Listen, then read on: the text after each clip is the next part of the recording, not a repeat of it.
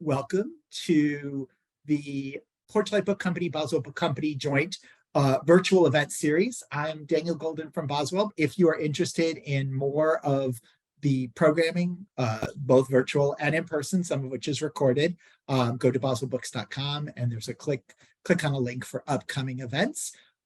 For our introduction, I'd like to introduce Sally Haldorson, Managing Director of Porchlight Book Company. Welcome, Sally. Thank you, Daniel. Thanks so much. Thanks to Boswell Bookshop for hosting this interview. I am, as Daniel mentioned, Sally Haldorson, Managing Director of Porchlight Book Company here in Milwaukee, where we specialize in shipping bulk and customized orders for authors and corporate events around the world. We have the honor today of welcoming a new author, Sara Elise. Hi.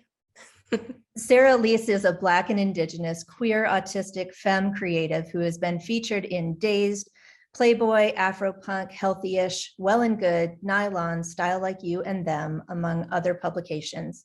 She spends much of her thought space contemplating pleasure, pain, healing, destruction, and growth, and how inextricably those concepts are linked.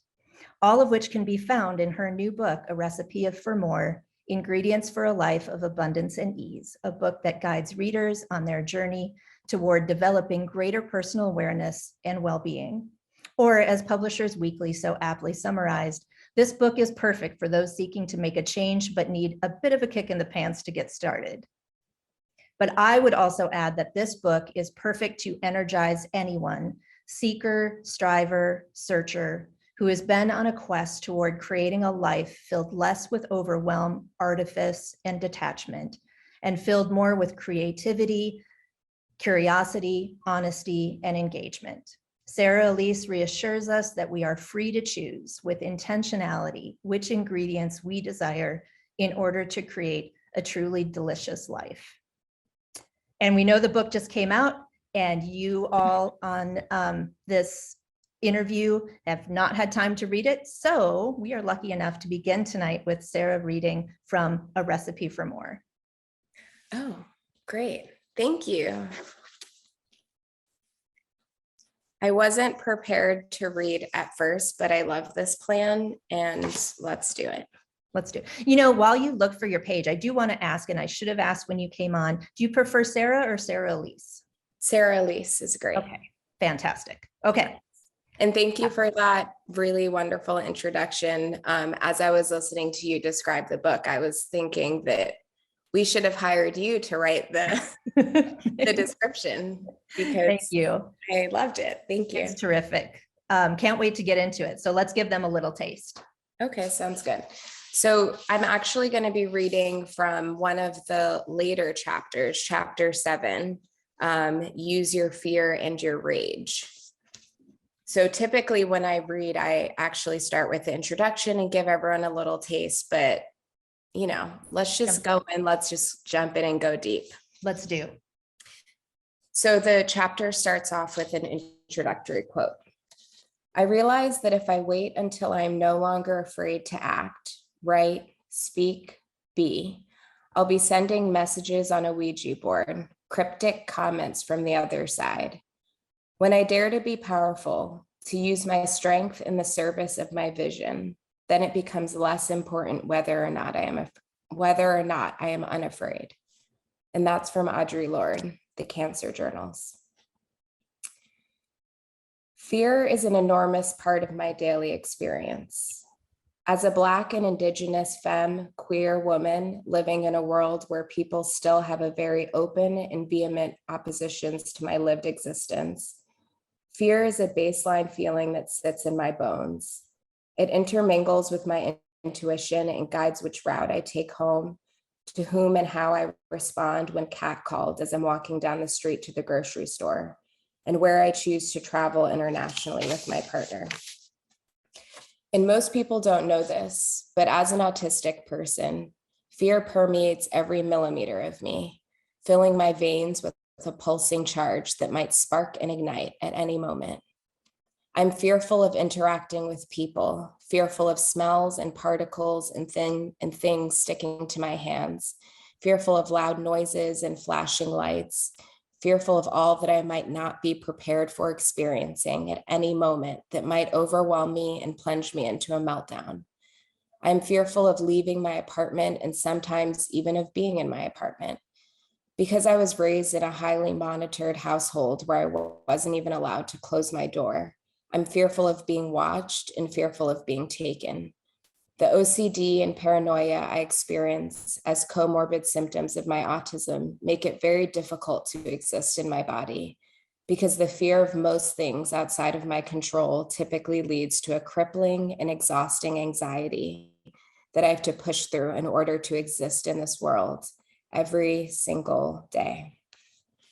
Even though I enjoy the world and this life and humans and desperately want to interact and connect and relate, I'm fearful because at any moment, someone might get too close or something might be way too sticky or sounds and lights might be way too loud, and my mind will begin to fill with smog. Dark, thick molasses starts to creep through the ridges of my brain until my head feels heavy and I can't shake it out. I can do drugs or drink plenty of alcohol to free myself, but without those numbing agents, no matter how much I stim or rest or move, sometimes the smog just won't loosen its hold on me. My ears feel clogged, my eyes lose their sight, and all the loud noise of my existence bubbles up inside of me until it erupts into a meltdown, finally allowing everything to reset. Sometimes the fear takes over before I can even get outside for the day, and I can't leave the safety of my bed. But then other times I can travel and talk to new people without numbing myself first. It all depends on whatever chemical concoction is happening in my brain on that given day. Each day is different, but every day is filled with self-coaching, mantras, and pushing through my fear in a distinctive and exhausting way. Several years ago, I had to undergo a small surgery in which a monitor was installed next to my heart. For a decade, cardiologists haven't been able to figure out why my heart seems to get overly excited in response to seemingly mundane situations, but then has difficulty rising to the occasion when I'm doing something active, like running on a treadmill. They haven't been able to find any solutions, so now have resolved to just monitor me as I record my symptoms on my corresponding heart monitor phone app. But it all feels so clear to me that it's almost amusing. My heart is simply responding to the world around me the way that my brain does. She's overly sensitive and easily startled. She's ready with a fight or flight response to every situation, even and sometimes especially when it's just a new person approaching me with a comment about the weather. Once I realized that my inherent fear-based reaction to everything wasn't something most other people experienced, I thought I was doomed. My fear felt like a clear signal to me that what was happening around me was wrong. If I let that dictate how I engaged with and interacted with the world, I would have no new experiences and no friendships, and I would never take any risks. Things felt much safer in my bubble of routine and comfort. But then all the Gemini in my chart probably had a tantrum, and I started pushing myself to live outside of my comfort zone little by little.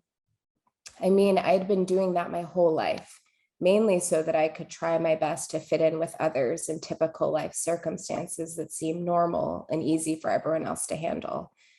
But now I was intentional about it because I always feel scared and never feel ready. I've learned to push through those feelings and do the thing anyway. I intentionally chose to do things that I was afraid of and put myself in situations that I knew I had anxiety about, because I realized that these feelings, like all emotions and feelings, would pass. And once they did pass, would I want to still be in bed, or would I want to be in another country? Would I want to still be watching TV, or would I want to be supporting a friend's live music performance? Sometimes the answer would be yes, I would still very much want to be in bed, because we stand rest, and you can reference chapter 1 in my book called Fuck Being Busy. Yep. But when I'm able to identify that what is holding me back is fear or anxiety, then I can intentionally choose to do the thing anyway. This doesn't mean that I'm not prepared with my noise canceling headphones, my light blocking shades, and in the winter, my puffy coat and big scarf for sensory protection. But it does mean that I can give myself permission to experience the world, even if it is in my own unique way. Thank you so much for reading that section. It gives us so much of a picture of where you speak from in this book. And I think that's going to be really informative as we move along with some of the subject matter in the book.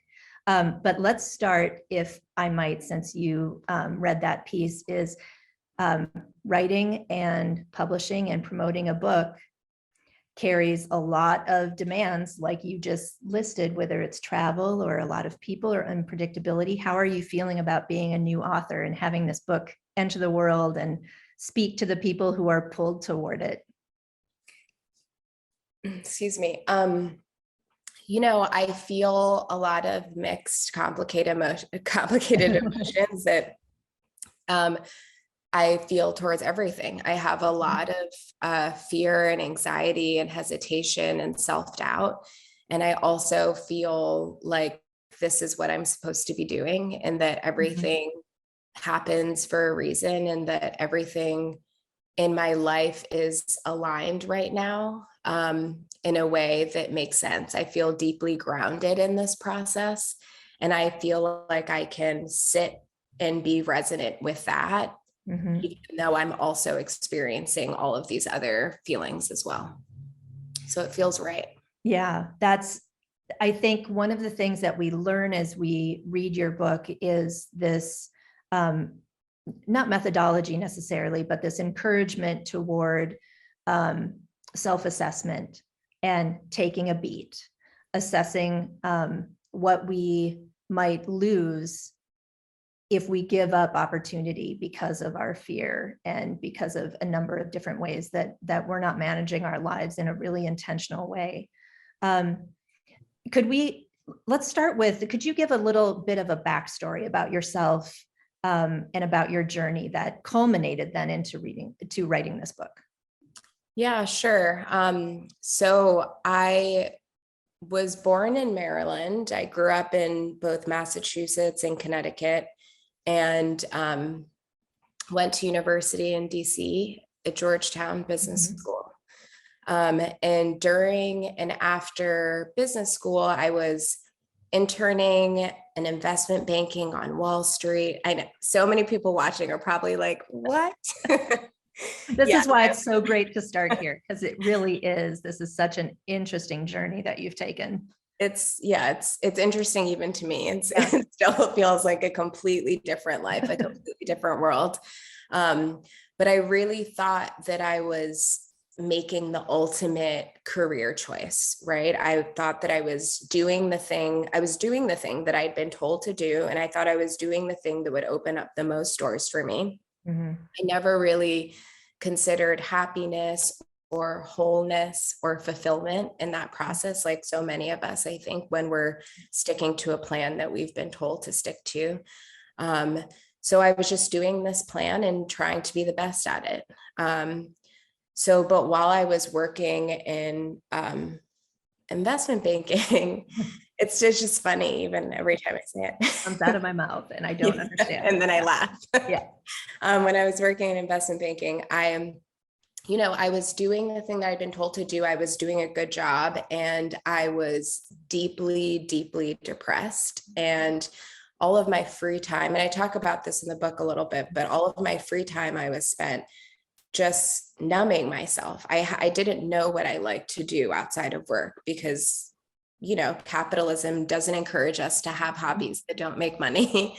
So I had no hobbies. I just spent my excess time, which was very little time, drinking and drugging myself numb in an effort to kind of release the stressors of the day. I was just self-harming all the time. I was really depressed. I was not feeling good in my body. I mean, I never even considered what feeling good in my mind or my body was. And so I just had a series of several moments that happened while I was working in banking. And I just started to question what I was doing there, what was going on, what had led me to this point, and why was I spending so much time doing something that didn't feed me at all. And in fact, beyond not feeding me, just gave me so much anxiety. And so even just going to work was like a series of me working through my anxiety each day.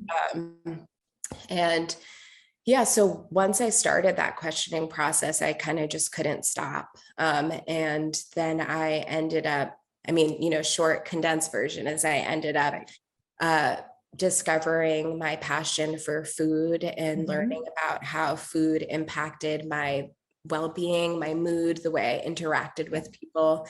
I founded my catering company over a decade ago, and that evolved into an event production and design company. And I began working in the food and hospitality industry. And then I, several years ago, co-founded a hospitality experience center in queer and trans people of color overseas. And yeah, everything has kind of just led to this culmination point of the book representing over a decade's worth of life pivots and developing new pleasures and passions and learning and understanding about myself. And making choices to take those disparate pieces and make a life out of them, I think is one of the strong takeaways from the book, is that we have, even in small ways, an ability to make a choice that can enhance our experience in terms of that feeling of groundedness within our own selves. And you mentioned that when you were succeeding, as we often think, success equates everything, that you were experiencing early, I think that you were also numbing. And so many ways, even if we aren't, living a high lifestyle, or even if we're not, trying to climb mountains or whatever, we all experience some draw toward the numbing. And we often do that through this busyness that we experience, both that we participate in. We are participatory into our busyness. When people ask you how you are and you say, "Oh, busy," we think that that's like a little chit in the accomplishment column, as opposed to it maybe being something we're either allowing to have happen to us or we're creating for ourselves unconsciously. And in your first opening section of your book, you argue against this sort of collective chronic addiction to busyness as a proof of success. It can often actually be a guise or an affliction. And so as an antidote to your personal crisis, you write, quote, "I began choosing myself in small ways," which harkens back to what we just said about these, where we have the agency to make a choice, even if it's not to, enact complete upheaval in our lives, at a drop of a hat. And by doing so, you say you've crafted a life that you describe as so full, but not busy. So can you pull those two things apart for us a little bit and talk about how fullness does not equate busyness, and how abundance is really what we're after? Yeah. I think it's really interesting that our culture, and I think especially in New York, we have this cultural addiction to busyness. And I like that you also brought up the chapter about work and busyness, because a lot of people think that busyness and work are the things that are going to validate us, right? It's tied to our ideas of self-importance and self-value. And I think that it's only once we really confront that and begin questioning and dismantling that within ourselves can we really then begin to explore a life of abundance. And when I think of abundance, I think of being present and mindful to what's around us, and more simply, us all living a life that we're thriving in and not just fighting to survive in. And a lot of people think that abundance is merely financial. So that's why I also talk about that in my chapter about work, because it's not, it's a mindset that we can have in our approach to how we view everything in our lives. So I think the self-value and the importance being tied to how busy we are actually really just stems from a feeling of lack within ourselves, a feeling of scarcity. And our feelings of scarcity are really the thing that we have to go against. It's believing that we're not all inherently deserving of abundance as our birthright. Right. And that's the quickest way, I think, to actually block the flow of abundance in your life is to kind of participate in this mindset that we're all told that we're not all just inherently deserving of it. We don't need to do something to be deserving of the abundant energy in our lives. It's just existing all around us and within us that we can access at any time. And when I think of ease, I consider a lot what Buddhist meditation practices have told me about ease. Because when I'm meditating, I still have all of these racing thoughts, right? And so I can either sit there and judge each thought and be like, oh, you're such a bad meditationer. Or I could just, let them come in, observe them, and then let them leave with ease. So that's what I think of when I think of ease, is I think is my energy moving in flow without a bottleneck, without constriction? And then I think the feelings of lack, the feelings of scarcity, those are the things that create the bottleneck and create the constriction. And then the concept of ease actually reminds us that we're not in control, right? So I'm not in control of any of my racing thoughts while I'm meditating. It's just, yes, we have agency to choose and we have agency to manifest, but at the end of the day, we're not in control, as much as I would love for that to not be the case sometimes. Much as we try. Yeah. I love that redefining these words, because I think it is really interesting that the subtitle uses abundance and ease, and what you're saying to us here, and we're reiterating, is that abundance isn't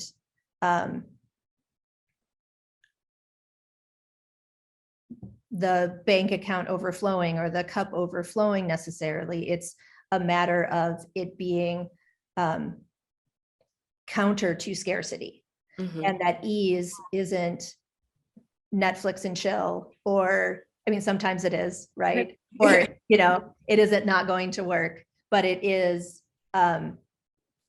releasing the constrictions and letting that flow happen with whatever it is that you're doing, even if that is work, even if it is difficult or challenging, you can still have abundance and ease while still striving. Right. Like whatever we're encountering, how do we approach it with curiosity rather than constriction? It also, from someone that I have attempted to learn meditation from, used to give us this exercise to, whenever we had one of those, many of those unbidden or unwelcome thoughts, and you just say, that's a thought. That's a thought. And you acknowledge the fact that it is, and you let it go, as opposed to doing that judgment, like you said. And there's a lot of that kind of advice in your book about how to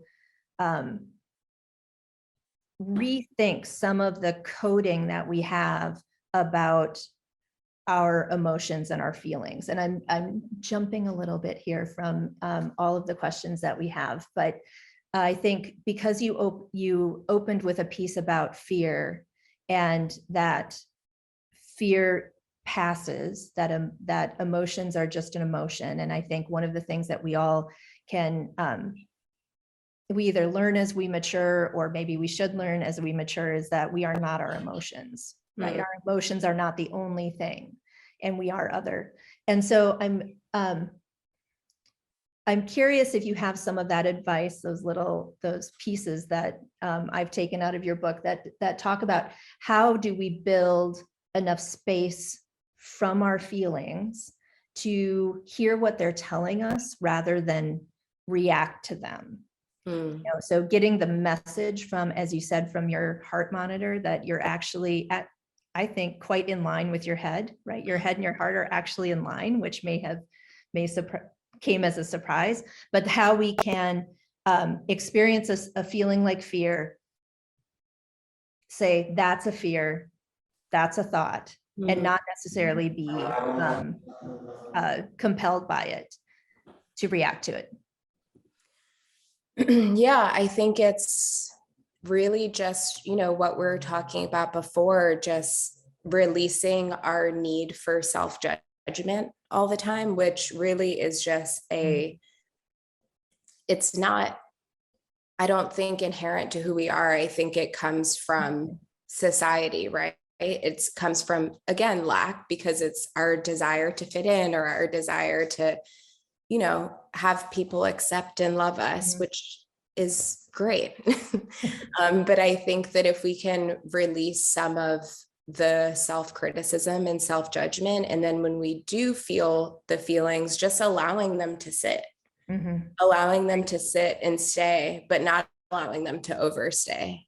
I think, because then that becomes another cycle that is very detrimental, and I think also feeds into our ego's need for self-indulgence and self-importance. But yeah, I think just observing the feeling, sitting with it, grieving through it if you need to, and then releasing it, and then it'll probably come up again. Yeah. Because that's what feelings like to do until they're fully processed. Right. I think so that connects all of our pieces here so far with, as your story reveals to us that sometimes you come to a place where you need to make a change, and fear can sometimes keep us in the same place where we're at. But as you said, if we are only responding to the fear, we may not wake up in that, the country we always wanted to visit, or having breakfast with the person we always wanted to chat with, or whatever those things are that we desire. We aren't able to get there if we're too beholden to the emotion, right, and not letting it sit there. And that's one of the wonderful aspects of your book, is that you give very these nuggets that I think no matter what anyone's current life situation is, they'll be able to see these moments to react and think differently, and maybe make a choice that is really, really good for them. And another thing that I really love about your book is that it's really about feeling good, and it's about giving other people moments of feeling good, and it's about you feeling good. And there's just that it's so positive. And so I have a few questions about that, but I'm going to start with pleasure. And as a culture, I guess, we don't really talk about pleasure with any kind of heft or respect. And I think we think of pleasure as being something we get after we work. So after that we earn, right? That we earn the pleasure. So as a pleasure advocate, I think you identify as a pleasure doula, that I've read somewhere. You enlarge our understanding of pleasure like this. I'm going to quote you and say, quote, "I'm always thinking about how I can live a life that activates me, that encourages excitement and change and growth." So again, we're sort of redefining the word pleasure and talking about what excites or activates you. How is incorporating pleasure in our lives essential to making us feel more connected to ourselves, our bodies, other people? Yeah, that's a great question. And I love talking about pleasure, as you know. We should talk about it more. I love it. Please. I mean, that's my life's argument, is that we don't talk about it enough. And, you know, we don't feel it enough. We don't experience it enough. I think that there's an element of presence that's needed to experience pleasure. And that's why I think that choosing to incorporate more pleasure into our lives is really intentional, and it needs to be a really intentional and important practice, because in order to feel it, like in order to really feel it, you have to be embodied. You have to be present in the moment. You have to be present in your body, because when we're shut off, when we're numb, or when we're only in our heads, which, you know, all of us experience this all the time, we're not actually experiencing the present pleasure to the capacity that we could experience it. So in that way, I feel like incorporating more pleasure in our lives, and the act of actually experiencing it helps us to stay connected and present in our bodies, because it's basically a requirement. When I was forming this question, I was thinking about pleasure and thinking about how we don't treat it. Like we talk about fear, and we talk about anxiety and depression. We talk about a lot of feelings that tend to be on the negative side of the spectrum, or the heavier side of the spectrum. And then when we talk about things like happiness, you know, there are a million books out there that are about, you know, the happiness plan and the happiness pursuit and whatever they all are. And I don't think that when I started thinking about the word pleasure, I thought, what do I equate pleasure with? Is it, you know, a spoonful of ice cream? Is it petting my dog? Is it laughing at a joke? And I think taking some time to self-evaluate what pleasure is and I use very superficial examples in what I just said, but I think that that's one of the things you encourage us throughout the book, is to take that self-assessment. And this is an opportunity to say, what brings me pleasure, and how do I value that, bring value to that, and say it's important. Yeah, that was definitely one of the goals of the book. And I would even argue that the examples you gave aren't superficial, right? Yeah, I guess, yes. Right. I just negated yes, you're right. Yeah, you're not superficial. And there are moments when you're licking ice cream off a spoon, like, what? And you're fully embodied in that moment. You can be so present with the textures and the temperature and the taste. And there's so many different things that are happening there, that if you're fully embodied and present with it, you get to experience all that yummy juiciness. So I think that that's a great moment of pleasure. You said this a little bit when you were talking about the changes you made in your life in going into hospitality and food and hosting. And I did go to the website for your international location, which is beautiful. But there's a lot in this book also about how we treat other people, not just ourselves, how we can treat them with instances of abundance, ease, provide them pleasure. When you host friends in your home or at an event, for example, you write, quote, "I love to think about how we can respond to beauty, joy, and pleasure in a way that preserves, celebrates, and enhances them, your guests. How to treat each moment as a practice, a dedication to those we love."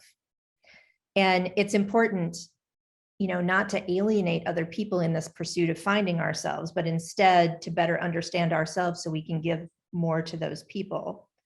And I think one of the things that you stress throughout your book is the better we understand ourselves, the better gifts we can offer to the people that we love.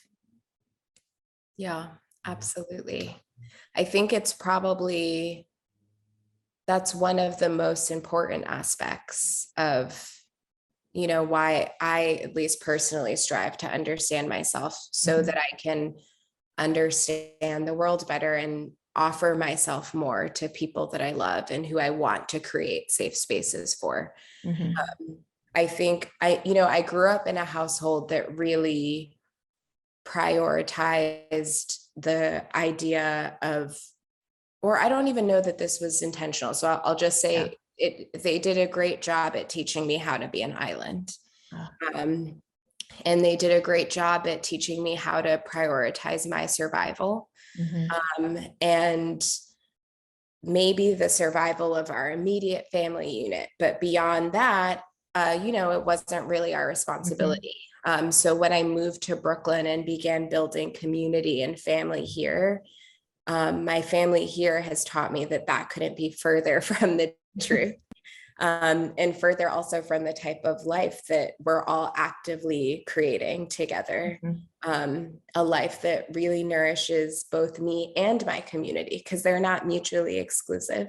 Right. And yeah, just understanding that when my family thrives in abundance, I thrive in abundance. We all do.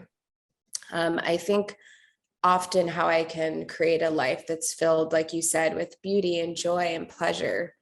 Yes, but also a life that has, and I talk about this in my book too, a life that has a ripple effect, a butterfly effect out into the world. So I'm just always wondering, how do I create a life that really inspires the cultivation of all the things that I'm prioritizing in my life? How do I create a life that inspires the cultivation of that with others, which then creates a culture of caring that we're all strengthened by? So that's wonderfully said. And that ripple effect is exactly what we're getting at with all of this, what we offer other people, or even in the small changes that we make. And so let's return back to that for a minute about, you have a section, I want to say it's maybe the third chapter on question everything. And so you start with, in order to make these changes, in order to invite instances of change to you, that ability to do that, you have to start by asking questions, and you have to figure out where you're at. And as you just said, with the way that you grew up in your family structure, there were many ways that you were constricted and perhaps focused on that, the nuclear family, and not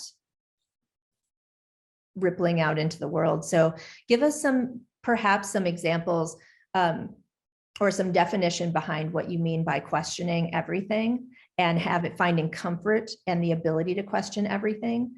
Because I think for a lot of people, it's a really difficult thing to do because they feel like it's destabilizing. But I don't think that the message that you offer is about destabilization as much as grounding. So let's talk a little bit about what you mean by questioning. Yeah. I do also encounter that people feel very destabilized by questioning things, which has always been interesting. I think that's an autistic gift, is that I can really just question and receive the information without necessarily placing that much judgment on it. But yeah, and I also really love thinking about what I'm currently defensive of. And how that defensiveness is actually blocking my understanding or blocking the flow. Again, talking about like the ease of the flow. Yeah. How anything that I'm defensive about in my questioning is actually blocking what I'm supposed to be understanding, or could potentially be understanding. Right. But yeah, no, I actually just wrote a bit about this in my latest Substack post because yes, shameless self promo. You can. We're all about celebrating you and your work right now. Well, wonderful. Thank you. You can follow my Substack at saraelise.substack.com. There is housed a project that I call Field Notes, Love Notes. Oh. And I actually just wrote about this in my most recent note because writer Alicia Kennedy asked recently, what is something you're gleaning in relation to your well-being?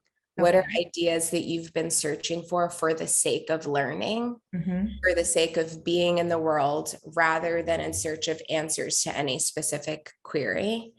And I think that's what I'm talking about when I think about questioning.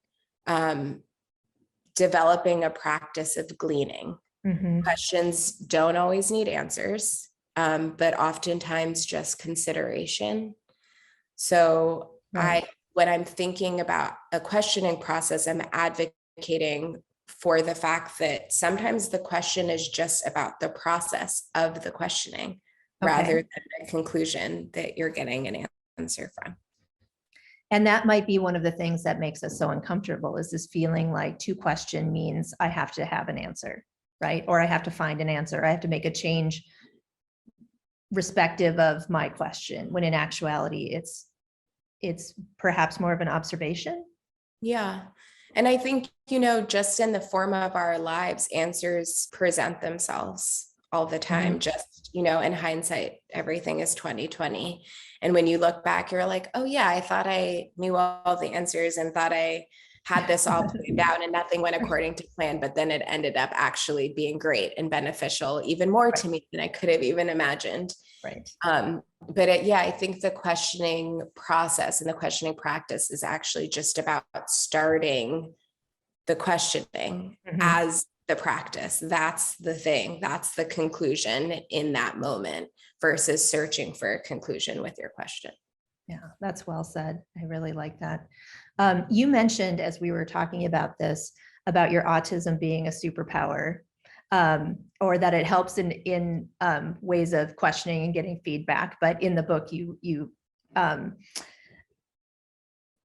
talk about when you sort of obtained your diagnosis and what that meant to you, and how it explained a lot of your younger years and how your experiences were when you didn't know that you were autistic. And you mentioned, actually, I should back up a minute and tell our friends who are on this call that Sara Elise includes a number of other artists and writers in the book to sort of flesh out some of these ideas. And you use one of my favorite authors, Catherine May, in the book, and you mentioned her. So it came to mind that in her wonderful book, The Electricity of Every Living Being, or Every Living Thing, that she shared how she found a sort of greater peace with herself when she got her autism diagnosis. And you also had that experience. And so I want to broaden this out a little bit and say, like, with regard to naming and identifying, you write something really profound, which of course is blocked on my notes here. So I'm going to move that and read it. Quote, "The act of naming is both a conclusion as well as a beginning," which I could just sit and think about that endlessly for hours. But if you could tell us, how does naming and identifying serve to enable our understanding of ourselves and give us a sense of a new beginning? Yeah, I getting my autism diagnosis several years ago when I was 30 changed my life. I finally had language for everything that I had been experiencing my entire life. I mean, up until that point, I actually seriously thought that the only logical conclusion was that I was an alien, not from this, like, this was a serious up until something has to explain it. And so it must be terrestrial. The only thing that made sense to me is that I was an alien, not from this planet. I was from another world. I'm just passing through. And that's why I didn't understand all the social rules. That's why when I felt like I was being really kind and friendly, people would respond aggressively to me and be very upset with me. That's why I had such difficult things doing basic things that everyone else seemed to have an easy time doing, like going to the post office or opening packages. But, receiving my diagnosis tied everything together and made so much sense and really helped me, I think, begin to settle into myself. Mhm. And I think that is one of the powers that comes with naming and identifying, is a settling begins to happen. I think up until a few years ago, I was trying really hard constantly. My life was filled with trying to change who I was to fit into the world. Mhm. Not realizing that I just have a different neurotype, and it's an entirely valid way of existing and seeing and being in the world. Now I feel more angry at the world for not being set up to be welcoming to people like me. But I also feel more motivated now to change that and to create safe spaces for neurodivergent folks and other people who may not feel safe in the world as we know it. And I think also with the naming and the identifying, I'm now less mad at myself. So that's been a really beautiful change. I love myself so much more. Mhm. I don't see things that when they don't work out, I don't see myself as the issue. Mhm. See it as a mismatch between me and how the world has been set up, not as a mismatch between me and this made up perfect version of me that I'm striving to be because of internalized ableism. So yeah, I think the identifying and the naming is one of the most powerful things we can do for ourselves, even if it's just for ourselves, right? Like it doesn't need to be a professional diagnosis, or you don't need someone to tell you about yourself all the time. Sometimes it's helpful, but sometimes it's not necessary. And it's just necessary to do the naming and the claiming for ourselves. Yeah, I think that's a really remarkable perspective, and one that I can apply in numerous ways to my life. And one of the things that you just said was about all of the energy that went into pretending to be a perfect self, or to be a person who fits within a structure that isn't built for you. And you talk a lot about masking. And there's a great analogy that I've literally told a half a dozen people since I've read this in the book, because I was like, yes, this is what this means. But you're talking about like being invited. I'm gonna paraphrase. Being invited to an event, and you wear high heels, but you find out when you get there that you're hiking and everyone else is wearing sneakers. Some version that everyone else is wearing appropriate footwear for whatever it is that you're doing, and you're wearing inappropriate footwear. And you have this trained, this inherent, no, I'll tough it out. No, I'll be fine. Don't make any kind of consideration for me. I didn't get the memo, or whatever those things are. And this amount of energy that goes into being our false selves. And I think, I don't think that anyone doesn't recognize situations where they have been that person, where they feel like the fish out of water, or the alien, and to some varying degree.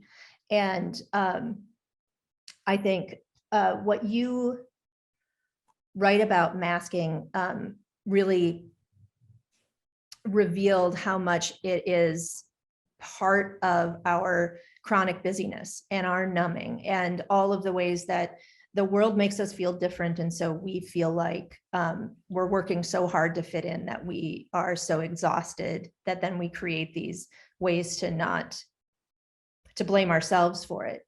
So the multitude of ways that we mask difference, to whatever level our difference is, mask our vulnerabilities even. What's gained? You talked a little bit about what you gained, but what's gained when we put those masks down? All the yummy stuff. I love that. That's perfect. Yeah.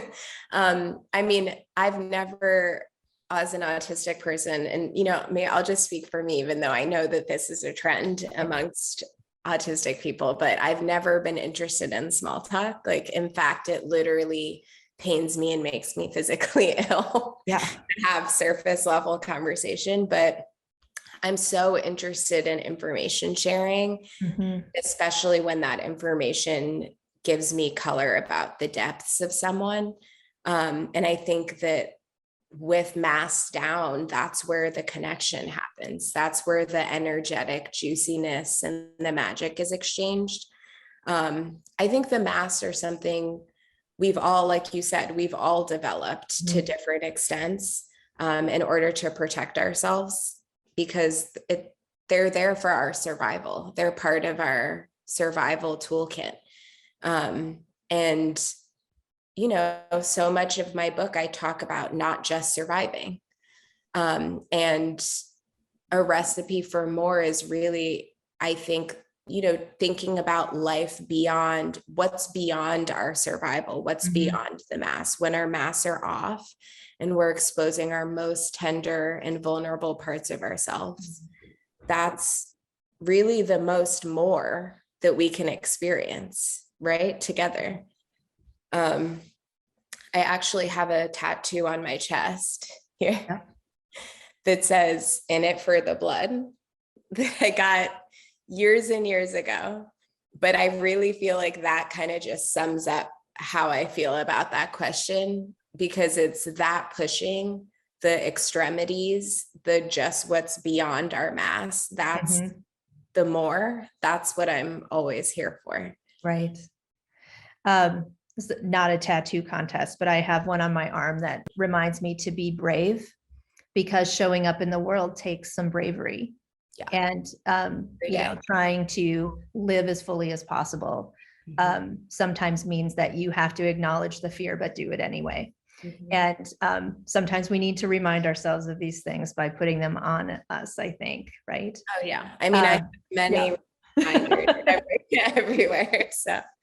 So if we sort of return back to fear a little bit, or maybe not return back to fear, but return back to all of the ways that we have been affected over the past 3-4 years, longer lifetimes, of ways that we are fearful in the world, and how difficult it is then to enjoy our lives, to indulge in pleasure, to feel good. And you have a chapter on feeling good, and I am obsessed with it, because when people ask me, how are you? I'm always like, oh, it's morning, ask me later. Or, you know, oh, I haven't decided yet, or, oh, you know, whatever. And so I've practiced since reading this, actually answering people, I'm good. And it feels very foreign. Can you tell us a little bit about that chapter about reclaiming feeling good, even though there are many things around us that often are very validly consuming and make us feel bad in some ways, and how it's not invalidating those things to feel good? Yeah, absolutely. Yeah, when I talk about getting used to feeling good for more time than we don't, I don't mean that we don't have bad days, or that there are times that we feel really bad, because that's part of it. That's part of feeling whole, which ultimately is I think, one of my goals for my lived existence. But when I talk about feeling good in that chapter, I think I mean that oftentimes we spend our lives self-sabotaging and upper limiting and pulling our own damn selves down from states where we feel good, because those states, when we get there, are outside of our comfort zone. Right. So upper limiting is a concept that I am obsessed with. You talk about obsession. It's one of my special interests. Yeah. I learned it from author Gay Hendricks, and it's basically when we put self-imposed barriers on ourselves, which is just so interesting. It's so deep that we do this. And we notice, wow, you know, everything's going great for me today. So then, because that feeling is foreign to us, or outside of our comfort zone, like you said, we might subconsciously then pick a fight with a lover. Yeah. Or we might do anything that subconsciously brings us back down into the state of comfort that we've told ourselves that's the story that we've told ourselves, that that's where we deserve to be. Mhm. So I'm basically just arguing for a life where we've told ourselves that this is our deserved feel-good state. What if this can be our Could we deserved level up? Yeah. right? What if we can just level up even a little bit outside of our comfort zone and get used to feeling good in that state? How does that change our lives? Really, it changes our life. And then once we're in that state, how do we think, even just imagine slightly outside of the realm of that comfort zone and get used to feeling good in another comfort zone? And yeah, it's just interesting how we do it and we bring ourselves down. But I think it's okay to, like you said, it feels foreign. I think that's okay, right? Like, we don't need to feel comfortable all the time in our lives. We need to feel safe, but we don't need to feel comfortable, and we can actually continue stepping into our self-expansion the more uncomfortable that we feel, and the more we get used to being in a state that might even be slightly outside of our zone of comfort, but that actually benefits us and has us living and loving and getting pleasure and thriving even more than we thought was possible for ourselves. I think it's a good segue into talking a little bit about agency, which I think is an underlying, like, it really girds your book. It really, like, it very much is about making, not just wanting to make a change, not just wanting your life to be different, but also truly understanding that you have the agency to do that. And we can often feel like we have systemic resistance, or that we're drowning beneath the weight of all of our responsibilities, that we're beholden to our traditions, that we can't make other people comfortable, and think of all the ways that we feel that we don't have agency. And I guess what is that first baby step that we can take to sort of grasp onto our own lives and say, I get to mold this, I get to shape this? What's that first step or mindset switch that we need in order to really believe in our agency?